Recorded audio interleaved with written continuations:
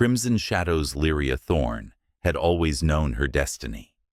Born into the Order of the Silver Sun, her life was devoted to the destruction of vampires. Every day of her existence had been forged in discipline, training with silver-tipped blades, mastering the sacred incantations, and studying the dark histories of the vampire clans. Her hatred for vampires burned brightest against one name: Prince Dorian Veyne, the heir to the throne of the Midnight Court. He was the epitome of everything she despised: cunning, ruthless, and immortal. For decades, the Order had hunted his kind, but Dorian always seemed to slip through their grasp. Now, Lyria had been chosen to lead the charge to finally kill the prince. The plan was simple: infiltrate his court, find his weaknesses, and end him. What she hadn't anticipated was his gaze. Lyria entered the Midnight Court under the guise of a human emissary, seeking diplomacy. The court, nestled deep in the shadowy woods of the Vale, was a labyrinth of elegance and menace. Vampires prowled the grand halls, their beauty as deadly as their fangs. And then she saw him. Dorian Veyne was unlike the other vampires. He carried himself with a calm confidence, his every step exuding power. His eyes, an unsettling crimson, seemed to pierce straight through her soul. When he approached, she felt the hairs on her neck rise. "You're not like the others," Dorian said, his voice like velvet laced with danger. "You don't belong here." Lyria masked her fear with a smile. "And yet, here I am." Dorian smirked, but there was curiosity in his gaze. For reasons she couldn't understand, he didn't expose her. Instead, he seemed intrigued, watching her with a predatory intensity that made her blood quicken. Lyria spent weeks in the Midnight Court, gathering intelligence and biding her time. But the longer she stayed, the more Dorian sought her out. At first, their encounters were brief, sharp exchanges filled with veiled threats. But soon, their conversations deepened, turning into battles of wit. He challenged everything she thought she knew about vampires. While others in his court reveled in cruelty, Dorian seemed different. He spoke of the struggles of his kind, their isolation, and their centuries-long war for survival against hunters like her. "You see us as monsters," Dorian said one night, his voice low and hypnotic. "But have you ever asked yourself who made us this way?" Lyria hesitated. For the first time, doubt crept into her thoughts.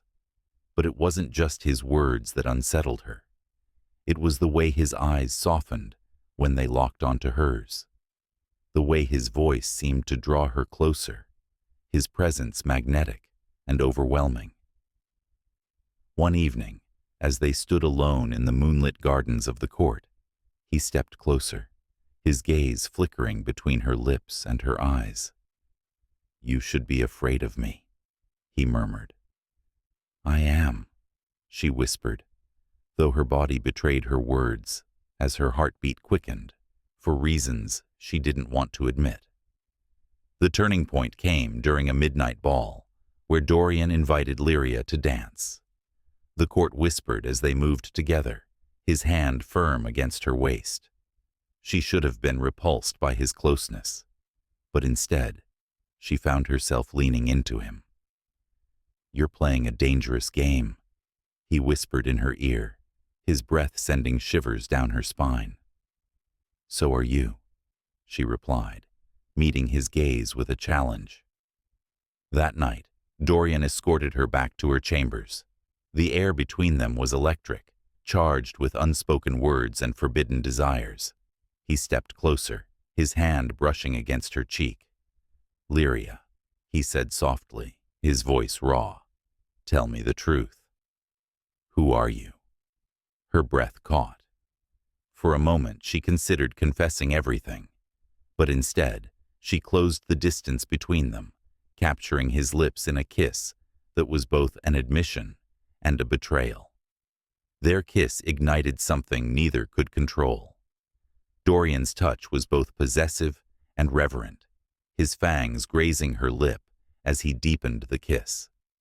Lyria's training screamed at her to pull away, to draw her blade, but her heart betrayed her. For the first time in her life, she wanted to forget who she was, forget the creed, the war, the hatred. In Dorian's arms, she felt both consumed and alive. But their moment of passion was short-lived. A hunter from the Order, sent to check on her progress, caught them together.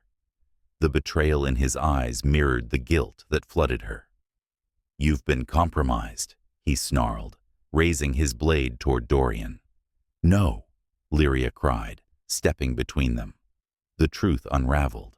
Dorian learned of Lyria's mission, his expression a mixture of anger and heartbreak. "You came here to kill me," he said, his voice cold. "Yes," she admitted, tears in her eyes. "It's not that simple anymore." Despite the betrayal, Dorian couldn't bring himself to hurt her. Instead, he offered her a choice: leave the court and never return, or stand by his side and face the wrath of both their worlds. She chose him.